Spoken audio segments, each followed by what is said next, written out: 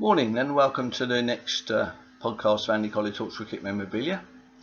First of all, congratulations to India for their fantastic win over Australia and also England's win in Sri Lanka during the week. Been fantastic entertainment on the TMS when I listened on the radio. This morning we had a rendition of from Greece, Summer Lovin', with inspiration by Dick Weller, which was just so entertaining, it just made me laugh. And then he spat the tea out all over the place. It's great fun on TMS, I have to say. Dan Norcross and Phil Tufnell there taken to the stage. Anyway, back to the memorabilia, and this week we've got a Panoramic Melbourne Cricket Ground, 26th of February 1937. On here we've got Gregory and Badcock batting and Bill Boast bowling.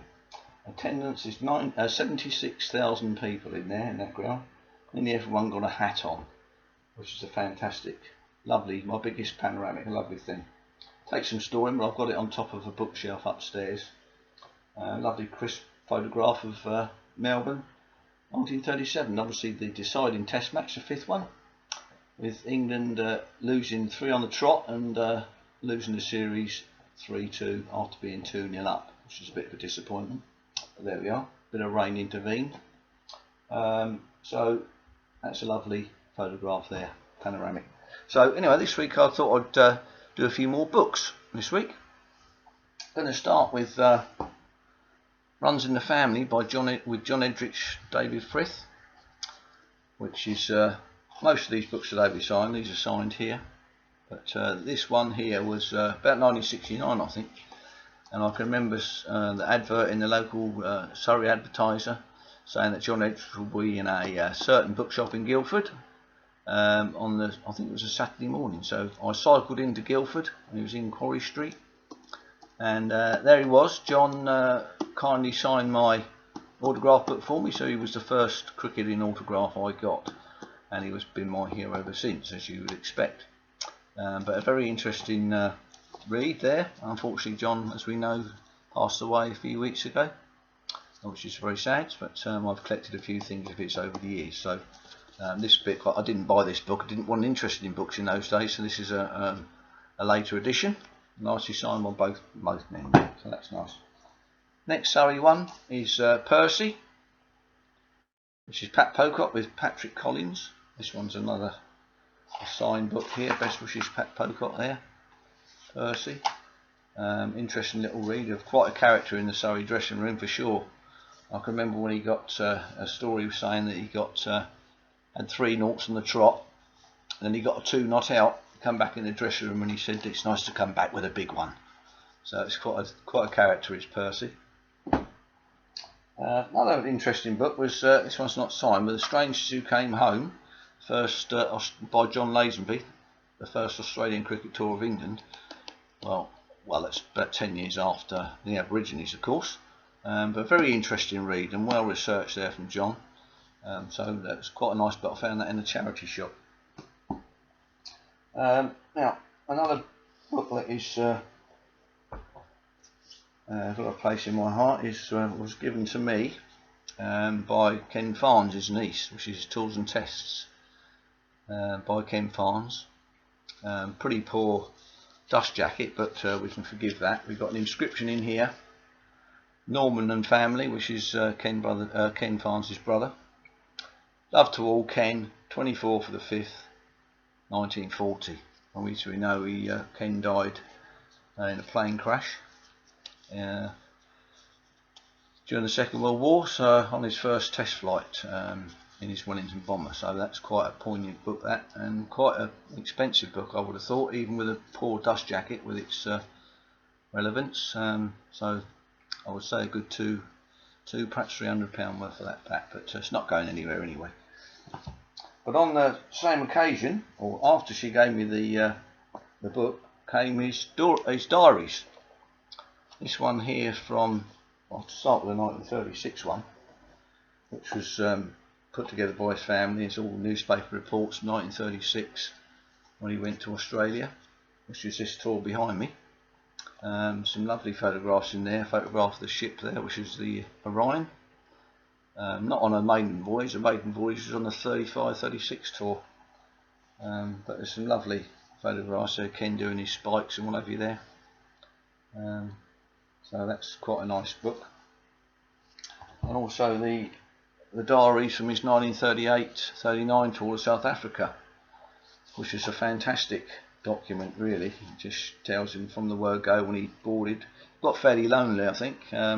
He met a lady on board who went to South Africa as well, and they met up in various places in South Africa during the tour, but nothing came of it. But it's a fascinating insight to cricketer on tour. So I'm really proud to have those, and I think Essex, I'm going to lend those to Essex when they have an exhibition on Ken Farnes at some stage. But they were all documented in Ken Farnes' Diary of an Essex Master by David Thurlow. Obviously an interesting book, he's signed in there, and this came through from the niece as well. So I'm quite proud of those booklets in there. Those books, very nice. So there's a couple of other ones here. We've got Percy Chapman, a biography. That's an interesting read. I got that out last night and had a look through that. Captain of England, famous tour 1928-29 to Australia. We thrashed Australia 4-1. A couple of recent ones here from James Marchant, signed ones. The Business of Bradman, which is all sorts of, so many illustrations and things that Don done during his career that he was his name was put to. So Sykes back one there, which is a fascinating book really. So many images. It's a good book, interesting read that one. Thank you, James. And then Smiles from the Don, which is another one with a cartoon biography of Don Bradman. So all the cartoons there that were relevant to Don Bradman. I don't know if you can see some of those. Quite a nice little booklet, that one. It's done well there, James, collecting all those. Mickey Stewart, Changing Face of Cricket.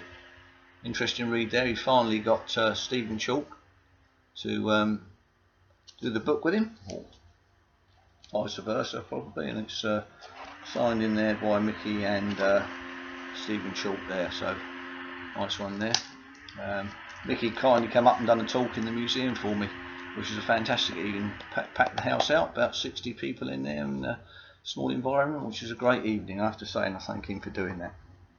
Another one here, this is David Frith one, England versus Australia, which is a big old book, which has had a few additions to it, but this one is from the John Arlott collection, and also was a little inscription here from David Frith saying how it was nice to meet him on his island there. So nice inscription from David Frith there. And when was that? 1981. I think the book came out a year before that. I think this is a second edition type one. So each time it gets republished, as more tours go into it. This one goes up to, which one does this go up to? It's a year 1977. I think it's a centenary test it goes up to. 78, 79, 78. So then I've got another one of those which goes on further. A nice book here from all the way from Australia. This one's signed by Sam Loxton on there, and that's from a friend in Australia, which is a nice little book. Plenty of information in that one on all the tours and matches between England and Australia from 1861 to 2005. That's a nice one. So there's another one here from Beds of Twins, signed book there. This one is, what's this called? Cricket Story, this one, so quite a nice little, but I don't know whether these would have come with a dust jacket. They probably would have done, but they go by the by. If you get a decent one with a good dust jacket, it's worth a bit of money.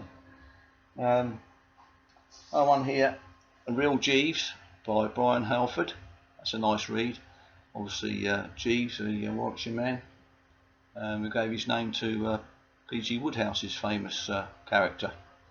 And he would have played for England probably. He was just about to before the First World War, and unfortunately died in the First World War. So that's quite an interesting book. The last one today is going to be Cricket Reminiscences by P.F. Warner. This is a recent purchase. and quite a significant book.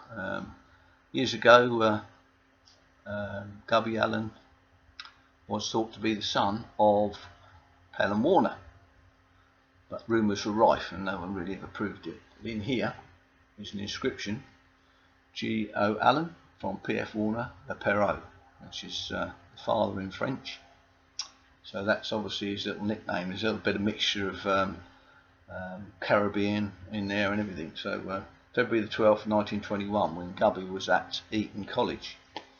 So if proof was needed to quash any suspicions, and it was quite a scandal if that came out in the day, but that inscription in there is virtually proof of Gubby Allen being the son of Pelham Warner. So quite an interesting little book there.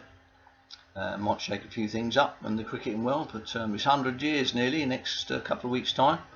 I've got a lovely photograph of Pelham Warner from 1912 actually. It's February 1912, which is a lovely signed photograph. So I might show that next week. But that's quite a significant book, and it's only a recent purchase, so I'm pleased to own that. So anyway, that's about it for this week, and they're running out of time again. So continue listening to Test Match Special, and I'll see you on the next one.